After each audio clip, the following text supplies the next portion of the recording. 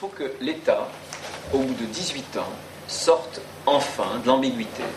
Excédés d'attendre, les présidents des conseils généraux de Vendée et de Charente-Maritime ont décidé de faire pression sur l'État afin d'obtenir le plus rapidement possible la réalisation de l'A831.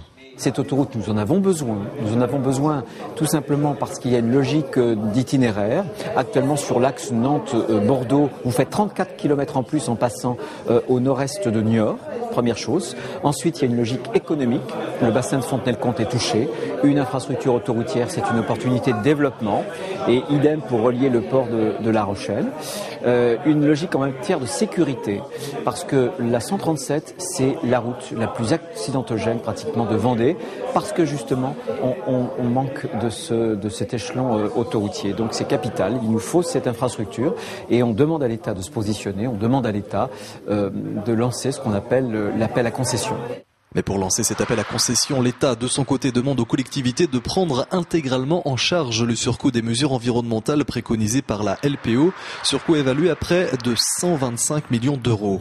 Alors pour lever ce dernier obstacle et négocier une répartition du financement, les deux départements demandent la tenue d'une table ronde et d'une prise de décision rapide. On a une déclaration d'utilité publique qui aura un terme. On sait qu'en 2015, elle va tomber.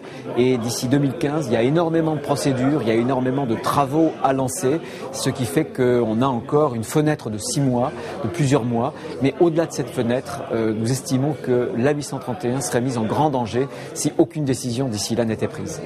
Et pour faire pression, Bruno Retailleau et Dominique Bussereau n'excluent pas d'organiser une mobilisation à Paris. Mais pour le président du Conseil général de Charente-Maritime, ancien ministre et secrétaire d'État chargé des Transports, la raison devrait l'emporter. Moi, j'ai vu le dossier de l'intérieur de l'État et je le vois maintenant de l'extérieur. Je pense que le dossier ne peut pas aller plus loin. Toutes les études ont été faites, tous les délais ont été respectés, les recours ont été évacués. Il appartient maintenant au gouvernement de se prononcer. Comme c'est une décision de bon sens, je suis confiant dans la décision que prendra le gouvernement et sinon, si nous devions ne pas être écoutés, nous serions amenés à nous mobiliser. Mais pour l'instant, nous avons confiance dans le gouvernement pour régler cette difficulté. Dominique Bussereau et Bruno Retailleau qui exigent aujourd'hui une décision avant la fin de cette année pour, dans le meilleur des cas, une mise en service dans 4 à 6 ans.